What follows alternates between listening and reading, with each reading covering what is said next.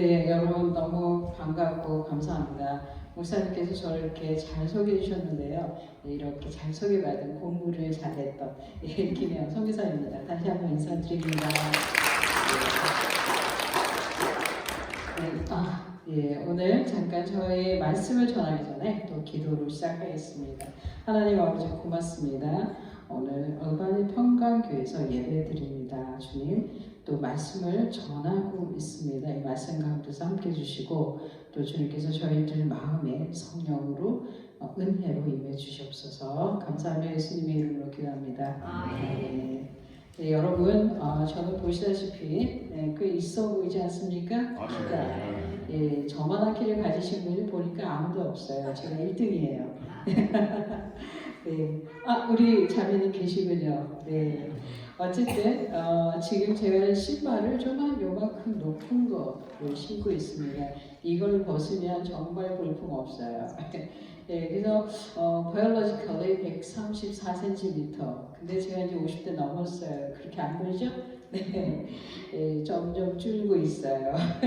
제가 이제 제 나이보다 조금 앞에 있는 언니들, 그렇죠? 언니들 만났는데 제가 깜짝 놀라고 있어요. 제가 키가 커지고 있어요. 언니들이 줄고 있어요. 네, 그래서 이거 어떻게 된 일이지? 제가 30, 40대 만났던 언니들은 정말 키가 컸어요. 그리고 항상 막 이렇게 우러러봤는데 어느 순간 제가 50대가 넘어가고 이제 저보다 앞에 있는 언니들 만났는데 저하고 눈높이가 맞아지고 있어서 제가 깜짝 놀라고 있어요. 우리 이렇게 실감이 안 나시는 분들이 있는데 조만간 올 거예요. 네, 그래서 지금은 적어도 좀 몇 년 전만 해도 작은 키 혹은 장애, 아픔 이런 게 굉장히 중요하게 다가왔는데 이제는 키 작은 거 중요하지 않다. 이제 그런 마음이 들고 아픔, 상처 이런 거 괜찮아. 살아있으면 돼. 이렇게 좀 정리가 되고 있어요. 예, 그래서 저와 여러분이 이제 저를 직접 만나셨잖아요. 목사님도 소개해 주셨지만 생각보다 유명해요. 네, 한국에서. 그래서 저 작은 사람이 우리하고 직접 만나서 하나님의 말씀을 전해주고 갔다. 다 까먹고 다 잊어버리셔도 괜찮아요. 저희의 특성이에요. 뭘 들으면 다 잊어버려요. 그죠? 그런데 저 작은 사람이 예수님하고 살아왔구나. 그 예수님 한 분을 놓치기 위해서 그 전 인생을 그냥 노력해 왔구나. 그거 한 가지만 믿음으로 건지시길 부탁드립니다. 그리고 여러분의 인생에서도 정말 많은 것들이 여러분의 인생 앞에 자꾸 펼쳐지잖아요. 좋은 것도 펼쳐지고 나쁜 것도 펼쳐지고 그렇죠. 대개는 우리가 원하지 않는 것들이 더 많이 찾아오기도 해요. 여러분들이 훑어보니까 이제는 좀 견적이 나와요. 이 세상에는 내 마음대로 된다 안 된다. 더 나아가서 내 생각과 하나님의 생각은 다르다. 어떤 사연으로 여러분들이 얼반이 오셨는지 모르겠지만 이제는 아시는 거예요. 내 인생 내 마음대로 잘 안 되더라. 하나님께 아무리 기도해도 그분의 깊으신 뜻을 아직 잘 모르겠더라. 그렇죠. 네. 그래서 여러분들께서도 내 마음대로 되지 않는 인생, 어쩌면 내 뜻대로 되지 않는 인생, 이렇게 속상하고 불안하고 힘들고, 나라는 사람이 세상에서 다 살아가는 과정에서 천만다행으로 여러분, 예수 그리스도를 만나셨으니 그분 한 분만을 붙잡고 끝까지 가시는 인생이 되기를 축복합니다. 저희 오늘 말씀의 주제이자 결론입니다. 말씀이 끝나서 이제 예배를 마무리해야 될 것 같아요. 빌립보서 2장 5절 말씀입니다. 너희 안에 이 마음을 품으라 곧 그리스도 예수의 마음이니. 이 말씀은 제가 모든 집회 말씀의 제목으로 삼고 있습니다. 길지 않죠? 그렇죠? 근데 보면은 예수의 마음이니 그리고 문장이 끝나지 않고 있어요. 우리 한국말로 하니까 영어로도 문장이 끝나지 않았어요. Your attitude should be the same as that of Christ Jesus. 그리고 콜을 딱 있어요. 말인즉슨 예수 그리스도의 마음이 무엇인지를 6절, 7절, 8절에서 이렇게 계속 이어져 가고 있다는 얘기죠. 그래서 빌립보서 2장 5절 말씀은 사실은 책으로 보자면 겉표지예요. 저희가 책을 읽었다라고 했을 때는 책의 겉표지를 읽고 나서 나 이 책 다 읽었어. 그렇게 말하지 않는다는 거죠. 그렇죠? 책을 읽었다. 그 책을 읽었다는 얘기는 그 책의 제목을 읽고 뚜껑을 열어서 그 안에 있는 내용들을 읽었을 때 우리는 책을 읽었다라고 표현하는 거죠. 그래서 저희 말씀에 그 책의 내용은 6절, 7절, 8절 쭉 들어갑니다. 그래서 사실 주일 예배에서 이 말씀을 다 풀어내기는 시간이 많이 있지만 그래서 5절 말씀으로도 충분하다. 그래서 저는 이렇게 생각하고 믿고 있습니다. 이 말씀을 하나님이 저에게 주시는데 어떻게 주시냐면 혜영아, 너가 이 세상을 살아가는 동안에 이런저런 많은 일들을 만날 터인데 예수 그리스도 그분 한 분을 품기 위해서 그분 말씀을 가슴에 꼭 붙잡고 살아가는 것, 그것으로 하면 어떻겠니? 라고 해서 제가 이 말씀을 정했습니다. 그리고 예수 그리스도를 품으려면 6절, 7절, 8절 말씀이 선행이 돼야 된다는 것이 있습니다. 6, 7, 8절 말씀을 여러분이 체험하고 깊이 묵상하면은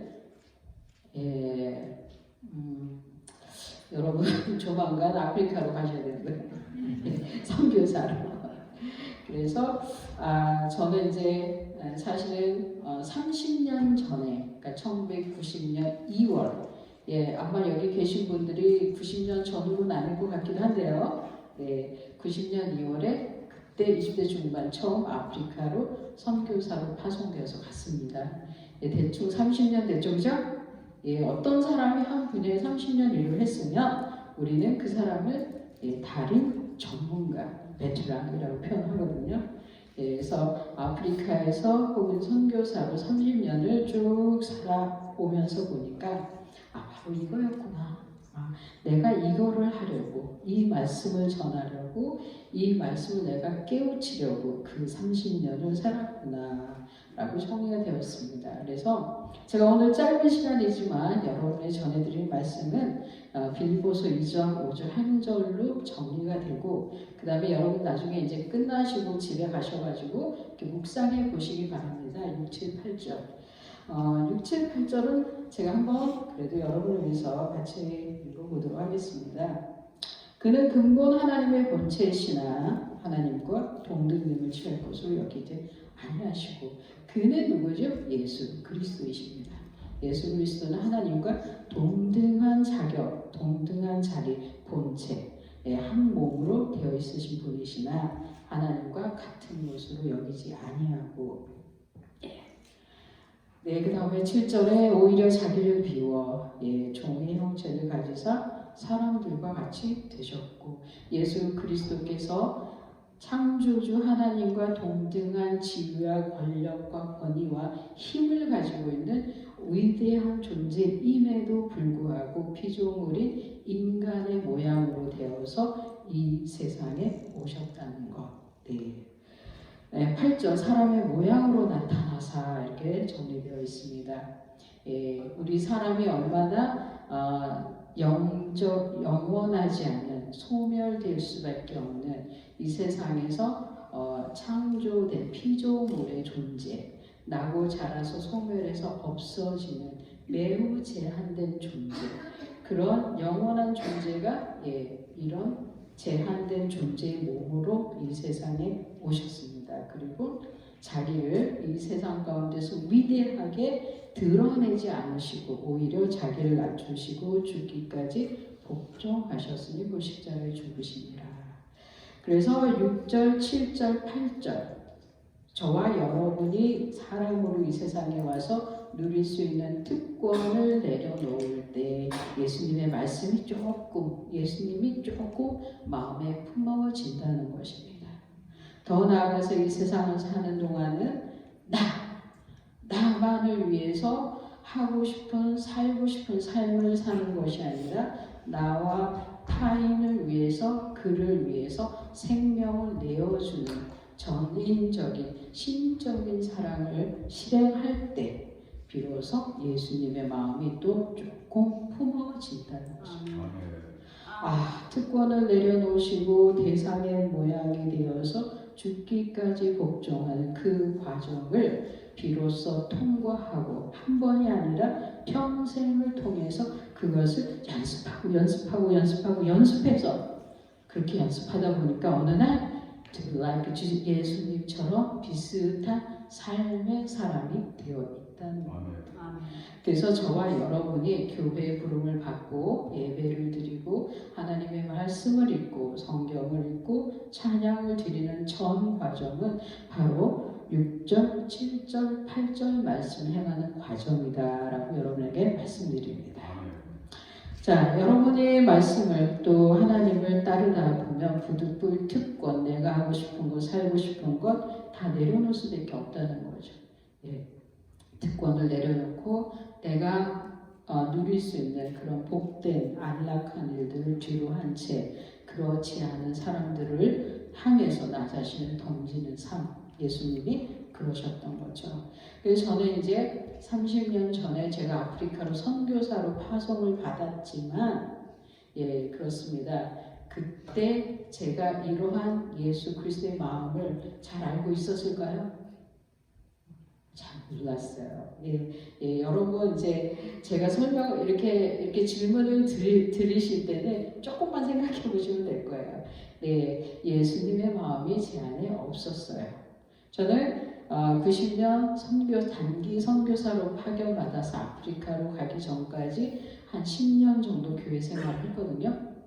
그럼에도 불구하고 일단은 성경 통독을 해본 적이 한 번도 없다. 교회는 열심히 다녔어요. 주일 예수님 하고 막 꽃꽂이도 하고 막 교회 청소도 하고, 그러니까 교회를 다니는 사람으로서 할 수 있는 일들은 다 했어요. 근데 놀랍게 성경 통독을 해본 적이 없고 성경 공부를 해본 적이 없다. 성경 통독은 제 노력에 요하지만 성경 공부를 왜 한 번도 안 했을까라고 생각해 봤더니 나중에 알았어요. 제가 교회를 10년을 들락거렸는데도 그 교회에 있는 어떤 지도자들 눈에도 제가 띄지 않았어요. 왜 그랬을까요? 그분들의 눈에는 저를 잡아다가 성경 공부를 시켜야 될 이유가 보이지 않았어요. 왜냐하면 장애인이니까. 키가 작고 배운 것도 없고 공장에서 왔다 갔다 하면서 기술자로 일하는 그런 10대 청소년인 저를 데려다가 혜영아 성경 공부하자, 혜영아 하나님의 말씀을 알아야 돼 라고 하는 지도자들이 없으셨다는 거예요. 그분들의 눈에 저는 그냥 장애인이었어요. 근데 그분들은 누구에게 성경 공부 시켰을까요? 똑똑하고 괜찮고 건강하고 있어 보이는 배경 좋은 집안의 청소년들한테는 눈이 가 있었어요. 그 애들은 다 데려다가 성경 공부 시키고 성가대 시키고 다 했어요. 근데 저는 10년을 교회 다녔는데 아웃사이더. 교회를 들락날락하고 계속 말씀을 보고 있었지만 실제로 너무 아이러니하게 교회에서 저는 아웃사이더였어요. 그걸 아싸라 그래요. 아시죠? 그죠? 네. 정말 놀라워요. 아웃사이더였던 제가 30년을 여러분 앞에 선교사로 와 있어요.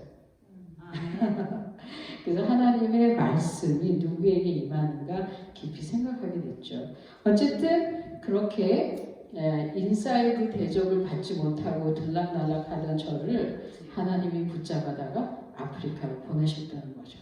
성경 통독도 해본 적이 없고 성경 공부도 제대로 해본 적이 없는 제가 탁 붙잡혀갖고 아프리카로 가게 된 것입니다.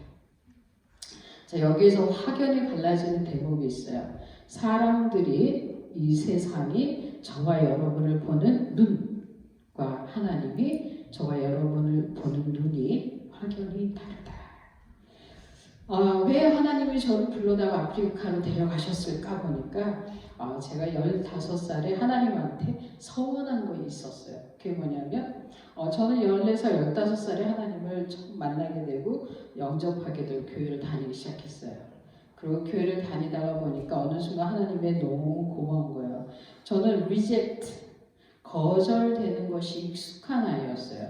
하나님을 15살 만나기 전까지의 그 십몇 년을 돌아보면 아이고 이게 말할 수 없이 세상 고생을 어린 나이에 다 했어요 제가. 예, 몇 개를 훑어보면 태어난 지 3일째. 예, 저희 아버지가 화가 나가지고 저를 집어 던졌어요. 집어 던져서 아기가 뚝 떨어졌죠, 그죠? 떨어지면서 척추가 잘못 자리 잡게 됐어요. 그래서 저는 이제 척추 장애인이 된 거예요. 예, 저도 제가 궁금해가지고 엑스레이 찍어봤더니 척추가 이렇게 됐어요. S자 모양이에요. 키가 이렇게 된 거죠. 저희 아버지도 제가 이렇게 평생 살라고 집어 던졌을까요? 사고예요. 네. 예수님을 믿지 않는 집안의 첫째 딸로 태어났는데 우리 할아버지가 화가 난 거예요. 이놈의 기집애는 태어나면 안 되는 거죠. 누가 태어났어요? 아들. 예, 여러분 50% 따고 들어왔어요. 형제님들. 제가 그때 아들 타고 태어났어요. 아이고 세상에. 남자들은 절반 따고 들어간다. 네. 그래갖고 화가 나가지고 막 씩씩거리는 할아버지 앞에서 예, 친척들이 선물 사오니까 더 화가 난 거죠. 그러니까 저희 아버지가 어린 저를 그냥 제가 막 울었는지도 몰라요. 그랬더니 저를 툭 던졌는데 평생에 이렇게 장애인이라는 아픔을 가지고 살게 된 거죠. 불행이라는 애는 친구를 데리고 와요. 네, 7살 때쯤 저희 어머니가 밖에 나갔다가 머리를 왕창 깨져요. 머리가 깨지고 나면 예, 정신 이상이 오게 되죠. 예, 그래서 저희 어머니가 정신 이상 우울증이 오게 돼요. 예, 집안이 제대로 안 돌아가겠죠. 예, 불행은 자기 친구들을 자꾸 데리고 오는 거예요. 겨우 초등학교를 졸업했는데 저 초등학교 졸업하자마자 한 달 후에 저희 아버지께서 아니 세상 살기 어렵다. 그래서 정신이 오락가락하는 저희 엄마와 저를 비롯한 5남매 예, 너무 신기했어요. 저희 아버지 엄마 맨날 싸우셨거든요. 술 먹고 맨날 싸웠는데도 동생들이 계속 태어났어요. 예, 어려서는 이해가 안 됐어요. 어쨌든 5남매인 저희를 두고 아버지가 자살해서 돌아가셨어요. 예, 어머니는 정신이 오락가락 동생들 많고 아버지는 돌아가시고 그리고 아버지 돌아가시고 난 다음에 저희 엄마가 그쵸 화가 날 거 아니에요. 그 모든 인생의 불행한 일들을 누군가에게 책임을 물어야 되는 거예요. 근데 누가 제일 만만했을까요? 저희 엄마한테는 큰딸인 제가 제일 만만했던 거예요. 집안에서 가장 약한 사람에게 우리는 분노를 퍼붓게 돼 있어요. 혹시 여러분도 그러시지 않나요? 돌아보세요.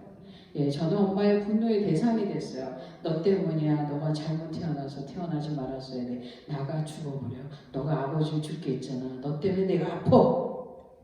아, 세상에 저 때문에 동생들이 문제를 일으키고 쟤들 때문에 제가 예, 어떤 동생들의 잘못까지 제가 다 안았어요. 그러면서 예, 저희 어머니가 아주 심각한 학대를 계속 한 거죠. 어머니하고 마주 앉아 있을 수가 없는 거예요. 나가 계속 때리니까 할 수 없이 가출을 하게 됐고 가출해서 어여부이 하다가 직업학교에 들어갔다가 그곳에 제가 예수님을 속에 박은 거예요. 야, 하여튼 짧게 제가 설명을 들었지만 그것만 돌아봐도 몹시 불쌍한 애 같지 않아요? 예, 인생이 거기서 끝난 거예요. 초등학교 졸업, 학력이 그게 다였어요. 가출, 예, 장애, 영생이네 뭐. 또 엄마 아빠 어디 있는지 몰라. 그래서 14살 때의 저의 인생을 돌아보면 삶의 그 이후에 어떻게 살지는 거의 답이 나와 있어요. 예, 희망이 없는 거죠. 뭐 어떻게 네가 살아나가겠어요. 그랬던 제가 예, 혼자 살아보겠다고 노력을 해서 찾아갔던 직업학교에서 예수님을 만나게 됐고 예수님을 만나면서 예, 마음의 자세가 바꿔지기 시작했어요. 그래서 제 인생에서 돌아보면 그 많은 일들 중에 가장 중요했던 첫 번째 예수님이 제 마음에 들어왔던 일 그리고 예수님을 믿으면서 제가 하나씩 꼽아봤어요. 너무 고마워요. 하나님 어떡할까요? 하나님 너무 고마워요. 사람들은 저를 리젝트하고 막 이상하다고 그러고 자꾸 새우 눈으로 뭐라고 저를 쳐다보는데 하나님께서는 제가 가서 엎드려서 울 때마다 뭐라고 할 때마다 다 들어주시는 거예요. 정말 10대 처음에 신앙생활 할 때 정말 많이 울었어요. 예배당에서. 울고 나면 사람은 정화가 되어 있어요. 마음이 깨끗해진다는 거죠. 그래서 하나님한테 꼬마를 하나님 너무 고마워요. 제가 하나님한테 뭘 드릴까요? 학력, 학벌 없어.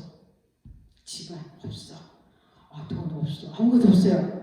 진짜 돌아보니까 하나님께 제가 뭔가 드리고 싶은데 아무것도 없는데 한계가 있었어요. 마음이 있었어요. 그래서 그 15, 16살 때 초기 신앙생활이 막 뜨거울 때 제가 하나님한테 이렇게 기도했어요. 하나님 아버지, 제가 너무 고마워요. 저를 받아주셔서 너무 고마워요. 근데 저도 하나님께 뭔가 드리고 싶은데요. 제가 드릴 게 없어요. 근데 보니까 마음이 하나 있어요. 하나님, 제가 마음을 주님께 드릴게요. 제가 저의 배경과 저의 상태를 보아한 이 평생을 이 하나님을 붙잡지 않고서는 인간답게 살아갈 수가 없을 것 같습니다. 그러니 제 마음을 받아주셔서 하나님이 잘 사용해 주세요. 사람답게, 인간답게, 하나님의 사람답게 살 수 있도록 도와주세요. 제가 이렇게 기도를 했습니다.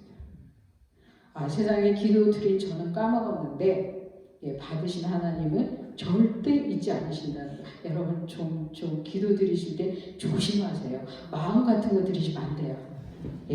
있는 것 중에서 가장 드리기 쉬운 걸로 드리세요. 저처럼 마음을 드렸다가 이렇게 아프리카 끌려가서 지금 30년째 잡혀 있어요. 어쨌든 저에게 그때 하나님께 드릴 수 있었던 가장 소중한 것, 마음 하나를 드렸더니 그 마음을 잊지 않으셨어요.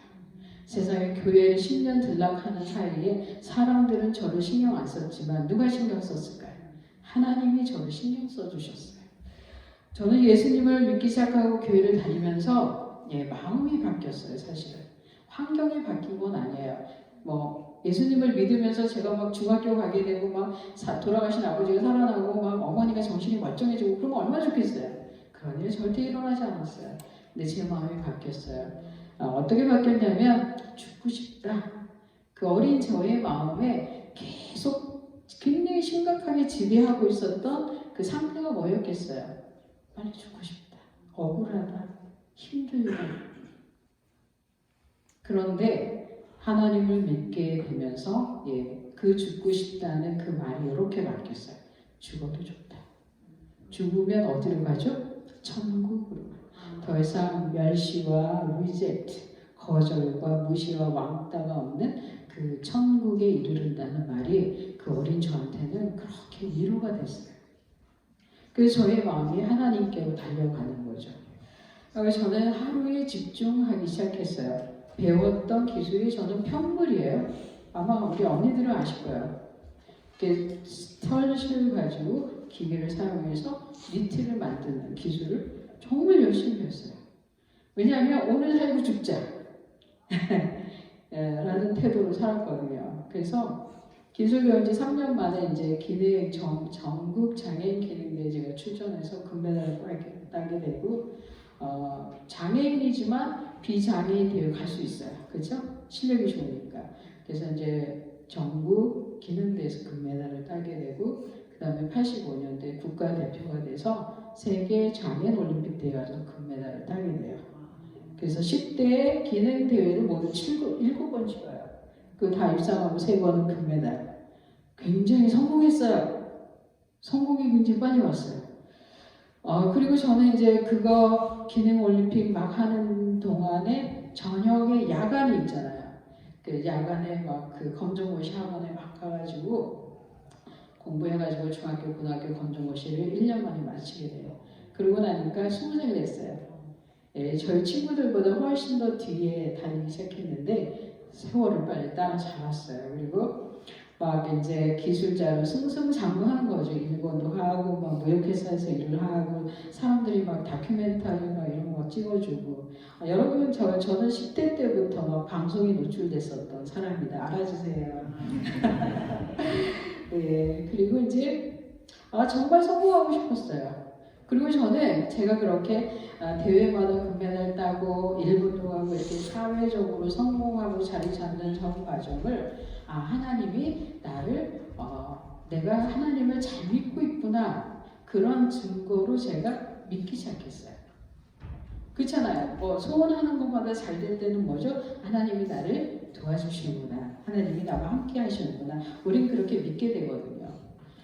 그리고 저는 열심히 살았고 대학 입시를 2번 보게 되고 정말 감사하게도 똑똑 떨어집니다. 그때 대학 입시 2번 실패 안 했으면 선교사 김영은 안 나온다. 20대 중반 대학 입시 2번 실패하고 나서야 정신이 번쩍 듭니다.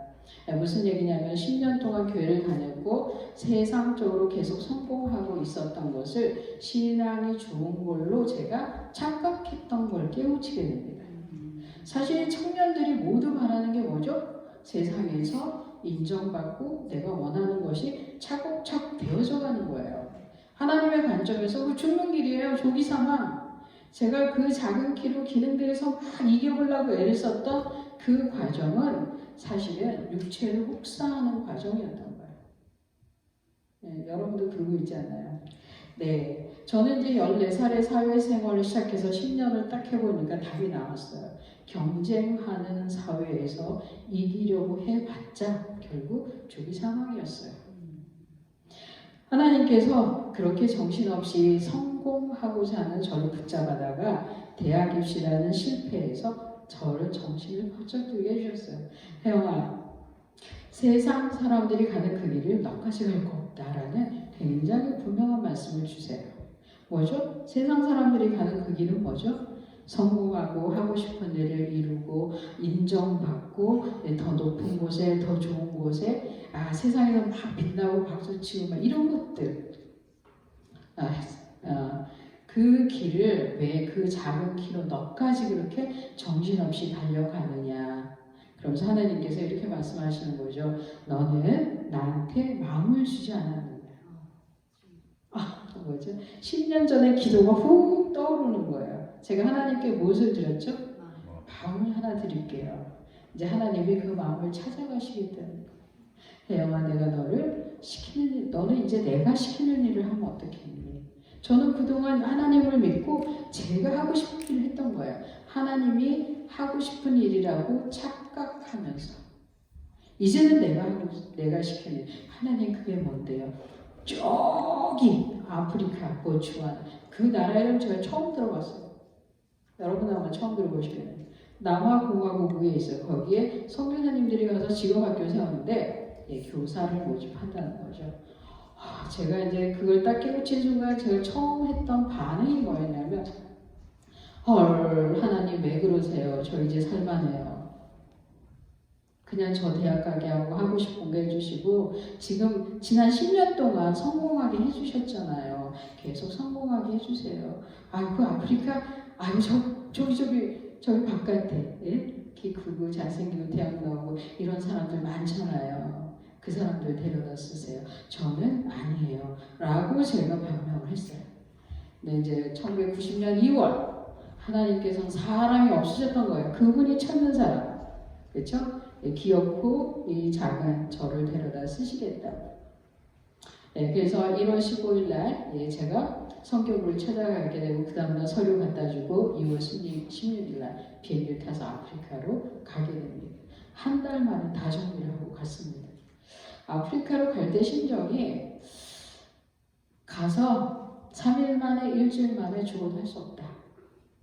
왜냐하면 서울에서 그렇게 성공하려고 애쓰고 살다가 죽으면 어쩐지 천국을 못 갈 것 같은 거예요.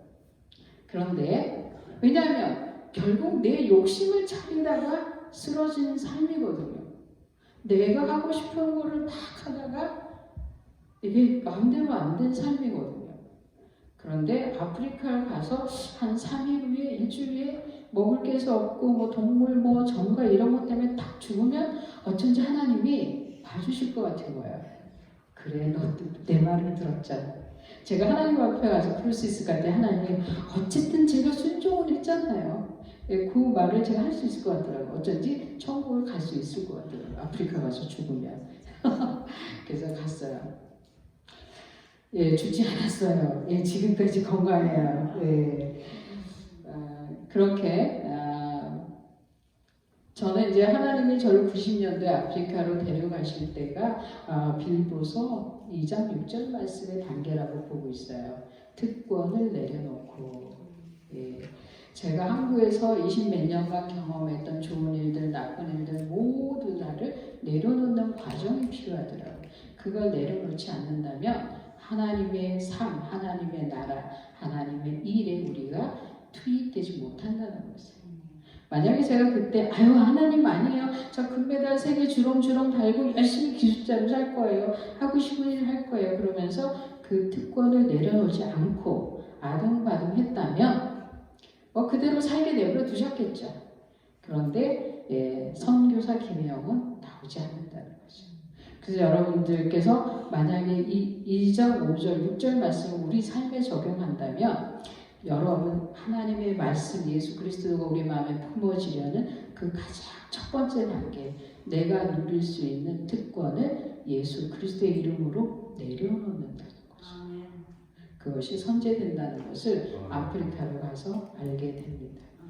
그렇게 성경 통독도 안 해보고 성경 공부도 안 했던 제가 선교사로 아프리카로 가게 됐습니다. 그리고 사실 무슨 일이 일어나는지 어떤 일을 해야하는지 알지도 못한 채 갔어요. 처음에 갔을 때 1년 선교부하고 계약하고 갔어요. 1년 선교부 그래서 1년에는 오겠다라고 생각을 하고 갔는데 오지 못했어요. 1년이 3년, 5년, 7년, 10년, 14년이 걸리게 돼요. 여러분 놀라지도 않는군요.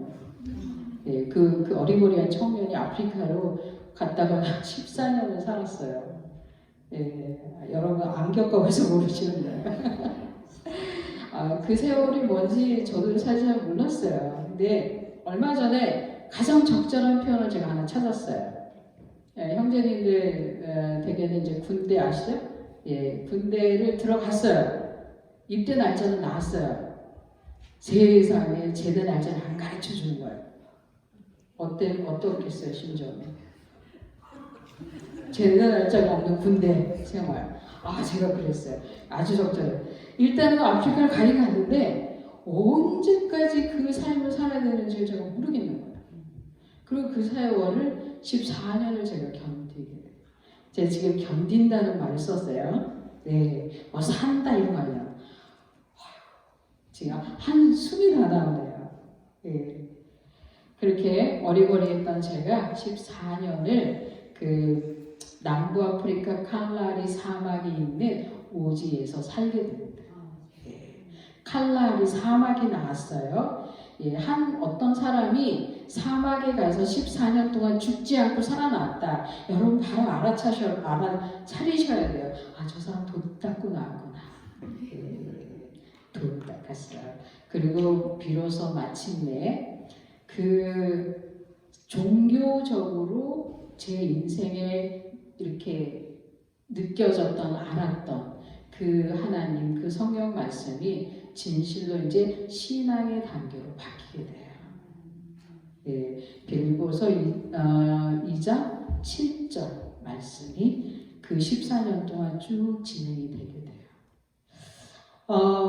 14년 동안 어떻게 이렇게 사셨어요? 사실 언론들하고 인터뷰해보면 굉장히 많이 궁금해요. 첫째는 어떻게 아프리카로 가게 됐냐고. 그리고 또 하나는 1년도 아니고 5년도 아니고 그리고 이제 그 14년 전체는 사실은 무보수 자원봉사였어요.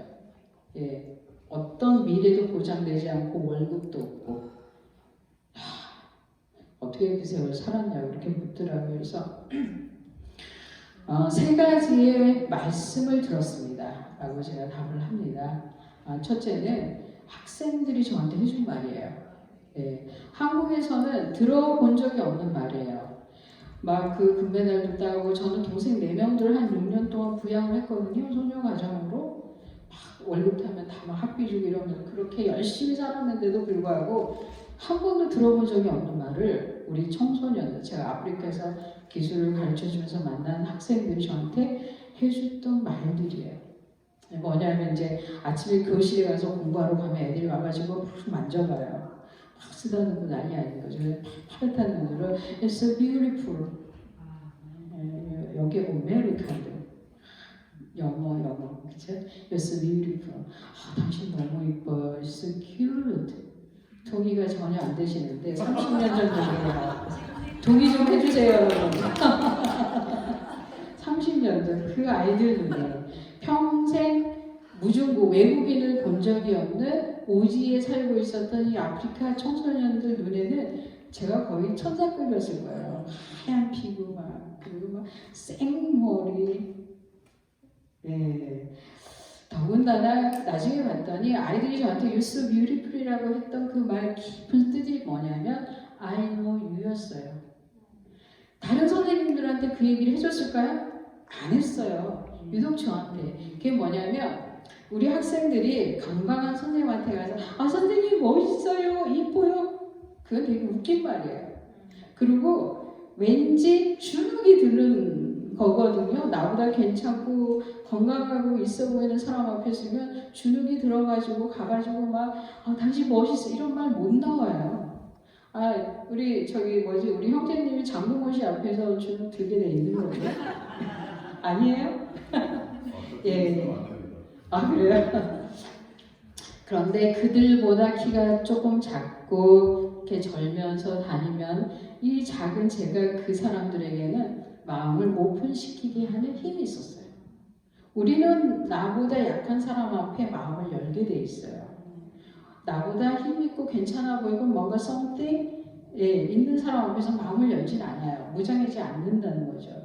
근데 이 아이들이 제 작은 키에 마음을 무장해제하고 다가온 거죠. 선생님 너무 이뻐요. 너무 귀여워요. 근데 뭐죠? 저는 한국에서 약자로 자란 사람이에요. 늘 거절당했고 무시당했고, 그쵸? 우리 아프리카 사람들이 가지고 있는 약점이 있어요. 흑인이라는 열등과 아픔들, 식민시대를 통과하면서 백인들한테 받은 착취, 그쵸? 예. 그런 아픈 사람들의 감정을 제가 건드렸을까요? 건드리지 않았다는 거죠. 이해를 했으니까. 그것이 아이들의 마음에 It's so beautiful이라는 말을 제가 일상에서 많이 듣게 했던 것 같아요. 그래서 처음에는 아이들이 장난한 줄 알았는데 그거를 매일 듣는 거예요. 그쵸? 1년, 2년, 3년. 한국 안 오는 거죠. 미쳤어요, 한국에.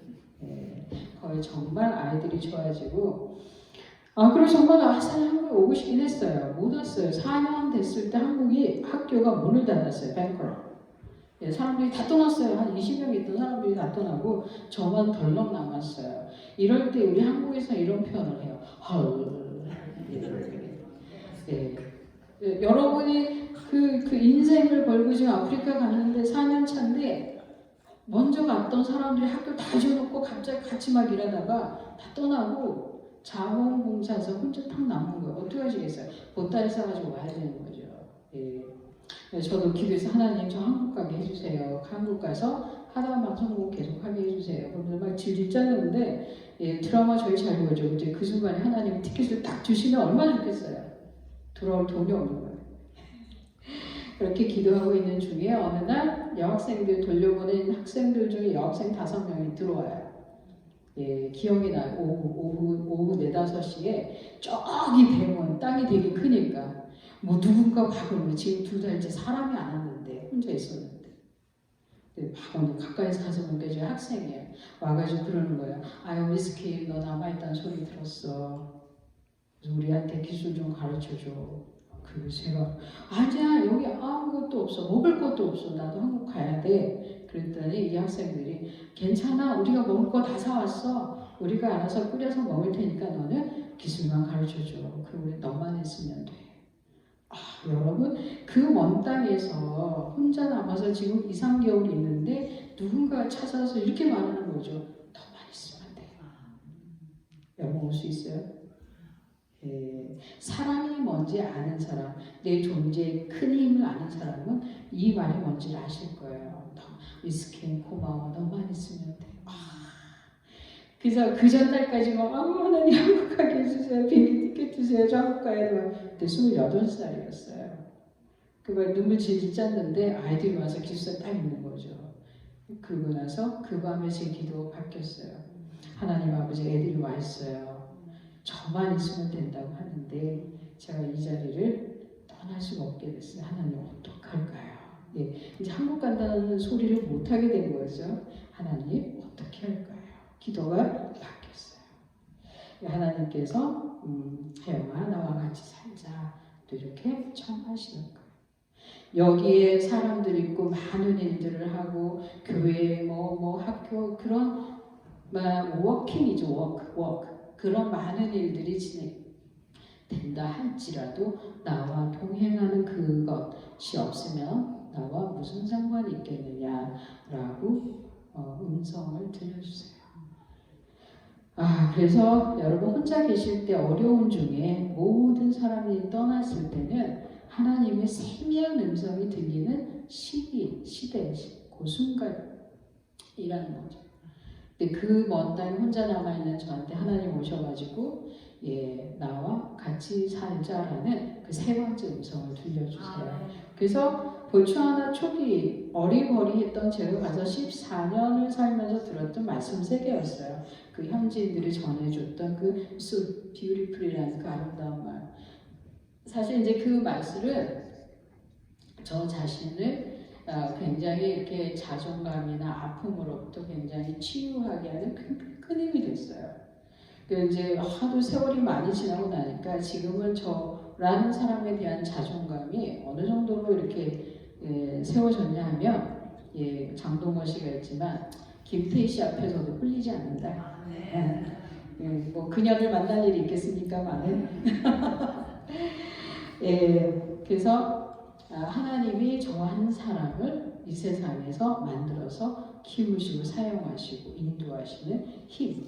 그래서 빌립보서 6절 말씀, 7절 말씀을 계속 제가 체험하게 되고, 그리고 이제 그 다행이다, 아침이 온다. 저희 책 제목이에요. 제가 4권의 책을 냈는데 그 중에 하나 제목이 다행이다, 아침이 온다요. 깨알 같은 책 광고예요. 그래서 그 다음날 아침이 왔어요. 그 힘을 모으게 되고 사람들을 이렇게 협력하기 위해서 학교를 다시 문을 열게 돼요.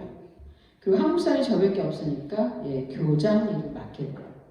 대학을 나온 적이 없다. 중고등학교 검정고시 1년 만에 마쳤다. 최종 학력 초등교육. 그랬던 제가 만 28에 남의 나라에서 지역학교 교장을 하게 돼요. 그리고 매년 한 60명에 70명의 학생들을 계속 교육시켜서 내보내는 일을 그 10년 동안을 더 하게 돼요. 그래서 4년은 교장, 4년은 교사, 10년은 교장 일을 하면서 한 450명 정도의 청소년들을 교육시켜서 내보내게 되는 일을 하게 됩니다. 그러면서 비로소 빌립보서 2장 8절 말씀이 전체적으로 확실하게 이해가 됩니다. 사람의 모양으로 나타나사 자기를 낮추시고 죽기까지 복종하셨으니 곧 십자가에 죽으시리라. 14년이 걸렸어요. 그래서 비로소 그 부처나 14년 동안은 적어도 1년에 한 번 통독을 하게 되는 거죠. 그 말씀을 매주 가르쳐야 되니까 성경 공부 안 할 수가 없었어요. 그래서 그러면서 말씀의 깊이 또 체험, 비진실로 예수님께서 나를 위해서 돌아가시고 더 나아가서 나와 상관없는 많은 타인들을 위해서 이 세상에 오셔서 돌아가심을 체험하게 됩니다. 그리고 나서 그 14년 계속 살아도 좋지만 출애굽이 있잖아요, 그렇죠? 하나님께서 보신 거예요. 이제 됐다, 다듬어졌다, 그렇죠? 그렇죠. 우리가 물건을 만들어서 물건이 다 잘 만들어지면 어떡하죠? 세상에 내다 판다는 거죠. 좋은 물건, 만약 여러분이 상인이에요. 볼보 회사 회장님 아니면은 보석상의 주인이에요. 좋은 보석이 생겼어요. 어떻게 하시겠어요? 좋은 디자인이 잘된, 세공이 잘된 보석이 손에 들어오면 그 주인은 이런 생각을 하게 돼 있어요. 내다 팔아야지. 그쵸? 그래서 그 14년 동안 하나님이 저를 잘 다듬어 주셨어요. 그리고 내다 팔아야겠다. 하나님이 저를 내다 파셨는데 미쿡게다 내다 파셨어요. 여러분이 잘 아시는 뉴욕 중에 거기서 7년 동안 유학을 하게 됩니다. 그래서 정말 저는 9살 때부터 계속 책임지는 일을 해왔어요. 누군가를, 가족을, 형제들을, 사람들을. 근데 뉴욕에서 공부하고 있는 7년 동안은 정말 놀랍게도 저만 책임지는 시기였어요. 하나님이 다음 사역을 위해서 저를 준비시키는 시기였었어요. 예, 대학에 입학할 때가 제가 만 38이었어요. 토플 본 적 없다. 미국 유학을 가면서 토플 시험을 본 적이 없는 거죠. 다른 말로 굉장히 어리버리한 애였어요. 예. 근데 미국으로 제가 넘어오면서 가지고 온 게 하나 있었어요. 그것은 바로 예수 그리스도의 마음이었어요. 아프리카로 갈 때 죽을지도 모르겠다고 아무런 계획도 이런 것도 없었던 제가 비로소 사막에서 예수님을 만나게 되고 그분의 마음을 품게 되는 거죠. 이런 마음을 가지고 왔어요. 아니 사막에서도 내가 400~500명 학생들을 가르쳤는데 그 사람 많은 미국에 가서 못할 게 무엇이 있겠는가? 뭐죠? 하나님을 믿는 자신감. 사람을 믿고 하나님을 믿는 자신감을 가지고 미국으로 왔고요. 그 7년 동안 제가 $18만, 예, 여러분 작은 돈처럼 여기시는군요. 예, 벌면서 공부하지 않았어요. 그 많은 돈이 많은 그 교민들이 주시는 학비, 장학금, 용돈 이런 걸로 다 채워줬어요. 미국에선 저는 두 가지 정말 놀라운 일을 경험하게 되네요. 그 많은 일들 중에서 첫째는 저는 사실 척추장애 때문에 이렇게 장시간 서서 강연을 할 수가 없었어요. 서 있으면 통증이 오기 시작하기 때문에 이렇게 그리고 몸을 가만히 있으면 안 돼요. 계속 움직여야 돼요. 아프기 때문에. 그 통증을 계속 같이 가지고 오는 상태였는데 미국에서 공부하는 동안 몸의 통증이 거의 70~80% 없어지게 돼요. 하나님이 고쳐주신 거죠. 예. 그리고 또 하나는 저도 놀랐어요. 대학까지는 이해를 했어요. 대학원을 갔는데 뉴욕의 제일 좋은 대학 3군데 신청했어요. 대학원. 네, 선택을 했어요. 콜롬비아 대학원. 여러분은 콜롬비아 대학원 아시는 거죠? 설명이 필요한가요? 저도 놀랐어요. 예, 1년 만에 석사 마쳤어요. 거기가 무슨 대학원인지 모르시는 분들은 저쪽 어디 시골에 있는 줄 아시더라고요. 콜럼버스 대학원 나왔다고. 예, 사실 이제 초등학교 졸업하고 인생이 끝난 것처럼 여겨졌던 제가 20몇 년 만에 그 대학원에서 공부를 하고 있더라고요. 저도 놀랐어요. 예, 졸업을 하고 많은 분들이 제가 그 학교를 관광 다녀온 줄 아세요. 아니면 뒷문으로 어때 뒷문으로 나온 줄 아시는. 예, 구글링 해보시면 이제 졸업 사진까지 다 뜹니다. 그래서 저는 졸업을 마치면서 두 가지를 하기로 결정해서 또 하나, 첫째는 내 인생이라는 많은 전체 이야기는 하나님의 재산이다. 공적 재산이다. 그래서 저는 저의 인생 이야기를 공공 재산으로 정했어요.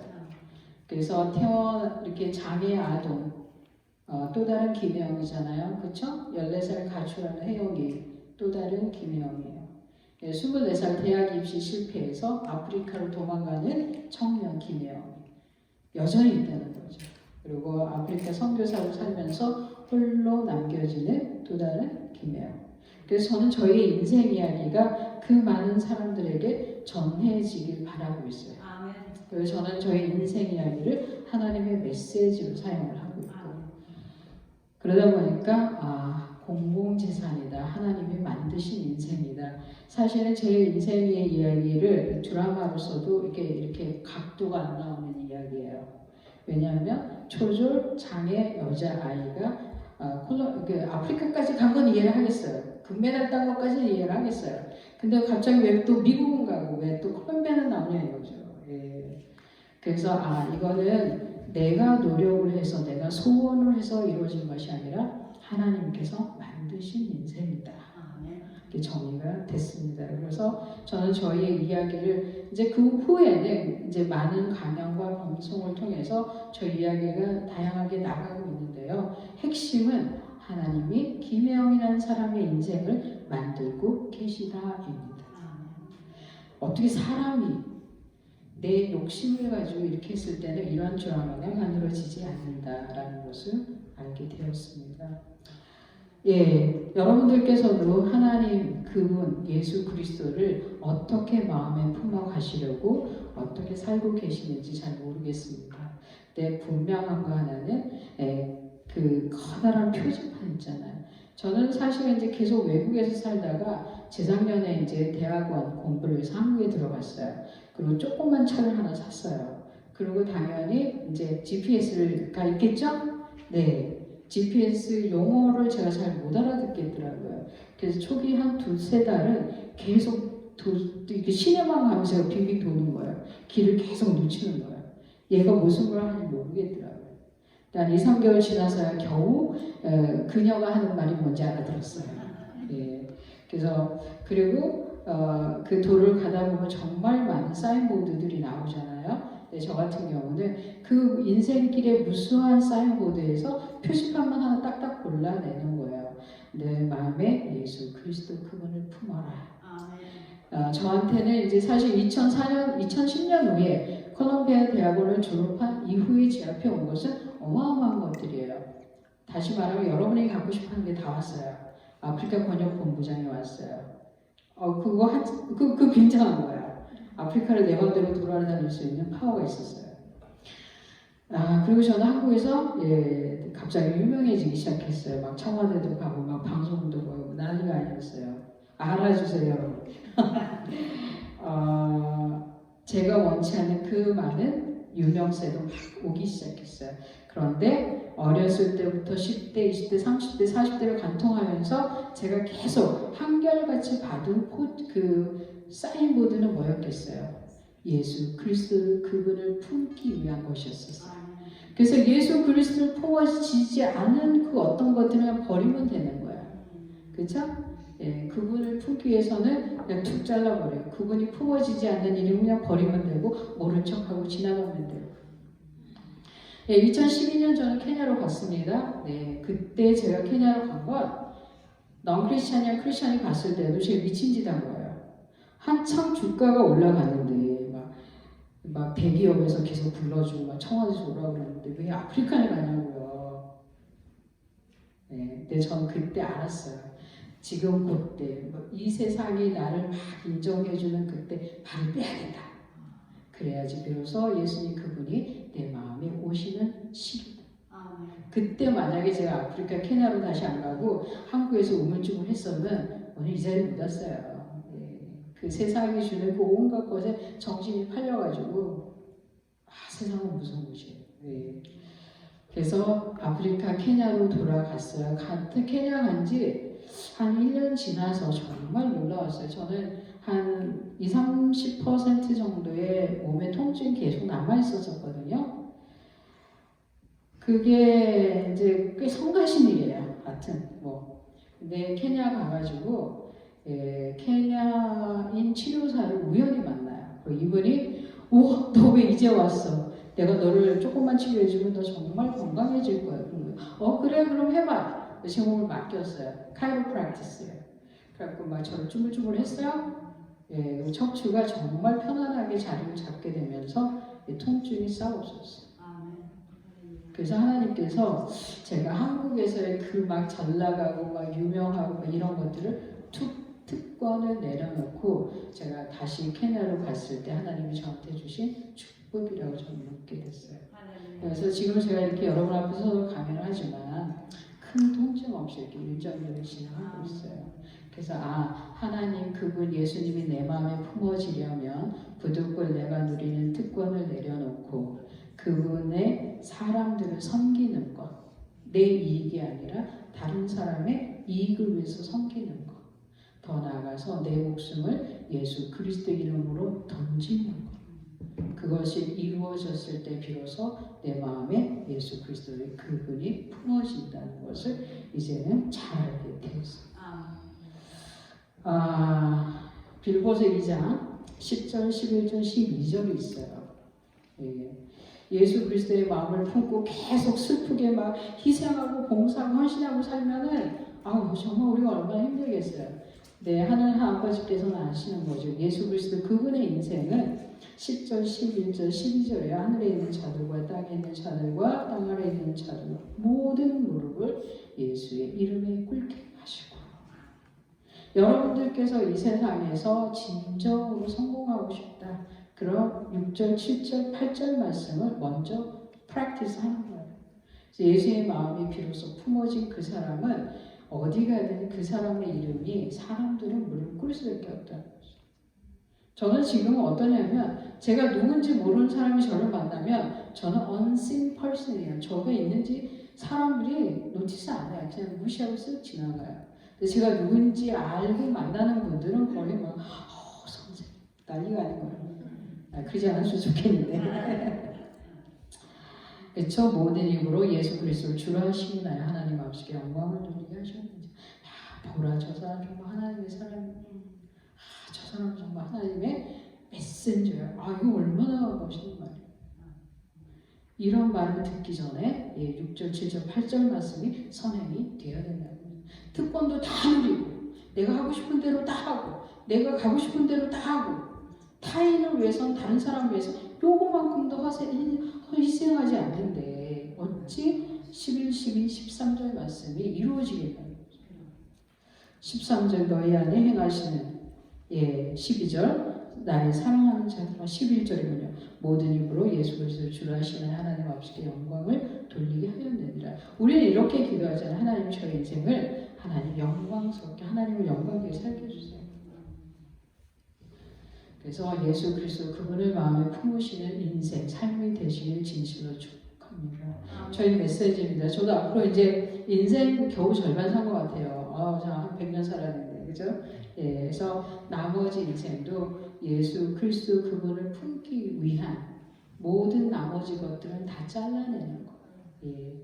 저는 이제 대학원에서 성교육 박사과정 공부하고 있어요. 이제 벌써 1년 만점은 이제 2년 차 들어가는데, 많은 사람들이 물어요. 그 다음은 어떻게 할 거냐고. I have to return to Kenya or Africa. 그래서 아프리카에서 선교 일들이 정말 많이 이루어졌거든요. 그것을 더 깊이 연구하고 계속 논문으로 써내는 일들을 하면서 나머지 인생을 살면 제 삶을 만드신 하나님께서 Okay, that's good 이렇게 말씀하실 것 같아요. 그리고 마무리는 제가 처음 가서 살았던 보츠와나에서 그 보츠와나 사람들이 치워주는 장례식을 하고 그곳에 묻힌다면 참으로 하나님의 사람의 삶이 되지 않겠는가라고 저는 기도하고 있어요. 사실 하나님이 어떤 인생을 만들어 주셔도 상관없어요. 그냥 안 가도 괜찮아요. 그렇죠? 거기서 안 죽어도 괜찮아요. 근데 제 마음에 예수님 그리스도 그분만이 떠나가지 않는다면 그분이 떠나가지 않길 소원하는 그 한 가지만 바라고 있어요. 네, 제가 오늘 그 말씀을 마무리하면서 동영상 한 개, 한 2분, 3분째 안 되는데 가장 최근에 그 CGN에 봐서 방송했던 그 자료 중에 저도 어제 알았어요. 그 방송국에서 그 부분만 따로 이렇게 만드셨더라고요. 그래서 같이 저와 여러분이 보면서 한번 하나님의 사랑을 좀 묵상해 봤으면 좋겠습니다.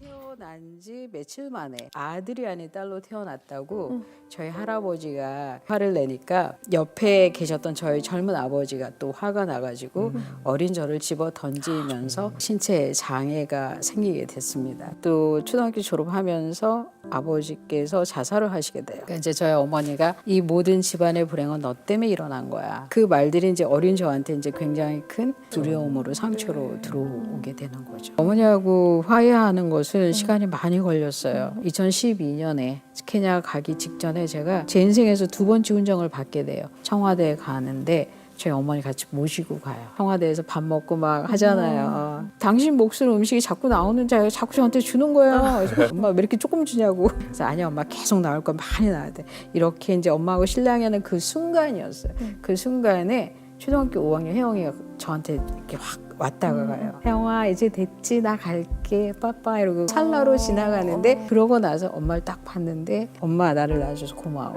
초등학교 5학년 엄마가 저한테 계속 이놈의 기집애 잘못 태어났어 라고 할 때마다 제가 엄마한테 대들었어요. 엄마 왜 나를 낳아놓고 그래? 누가 낳아달라 그랬어? 어린 제가 계속 엄마한테 대들었는데 그 대들던 혜영이가 저한테 와가지고 그런 거예요. 혜영아 이제 됐지 나 갈게. 그런 혜영이가 싹 갔는데 엄마를 딱 봤는데 엄마 나를 낳아줘서 고마워. 그 생각이 속부터 쫙 올라오는데 엄마는 나를 사람으로 오게 한 것만으로도 엄마의 역할을 다 하신 거야. 근데 그때서야 비로소 엄마 인생이 보였어요. 무학, 38 과부, 5남매, 큰딸은 장애. 세상에 엄마 인생이 나보다 더 힘들었던 거예요. 엄마 고마워, 엄마 정말 사랑해 라는 감정이 그날 물밀듯이 몰려왔어요. 네. 어머니는 제가 장애가 생겼을 때부터 얼마나 마음을 졸이셨겠어요. 근데 나는 내 아픈 것만 생각한 거예요. 근데 이제 어른이 되고 나니까 엄마의 그 아픈 마음이 헤아려지면서 더 나아가서 이제 하나님의 심정도 헤아려지더라고요. 그 많은 일들이 제 인생에 생겼지만 가장 감사한 일은 내가 하나님을 만나지 않았으면 넘을 수가 없는 그 어머니하고의 감정의 골을 이렇게 제가 이렇게 쑥 건너게 그 예수님이, 그 하나님이 우리를 어디까지 품으셨을까? 어디까지 용서해 주셨을까? 어디까지 사랑해 주셨을까? 그런 것들을 굉장히 많이 묵상하고 있어요. 네, 기도하겠습니다. 하나님 아버지 고맙습니다. 우리 한 사람을 만들어서 이 세상에 보내놓고 하늘 아버지께서 우리를 노심초사 내려다보고 감찰하고 보호하고 인도하고 지켜보시는 것을 이제 저희가 믿습니다. 하나님 아버지 한평생 이 세상에서 불행한 가운데 불안한 가운데 아버지 하나님 발을 동동거리면서 이 세상을 살아가지만 이제 하늘을 소망하고 천국을 소망하고 하늘 아버지를 소망합니다. 더 이상 이 세상에서 불행해하지 않고 더 이상 이 세상에서 아파하지 않고 더 이상 이 세상에서 불안해하지 않고 예수님 그분을 만으로 만족하고 충만해지는 그런 삶이 되게 도와주세요. 하나님 아버지 오직 한 가지 예수 그리스도를 닮아가는 그분을 품는 그분이 이 세상에서 오셔서 우리 사랑하셨던 그 삶을 우리가 조금씩 본받고 살아갈 수 있도록 힘과 용기와 지혜를 더해주세요. 하나님은 오늘 이 예배 주께서 받으실 줄 믿고 감사드립니다. 예수님의 이름으로 감사하며 기도합니다. 아멘. 고맙습니다.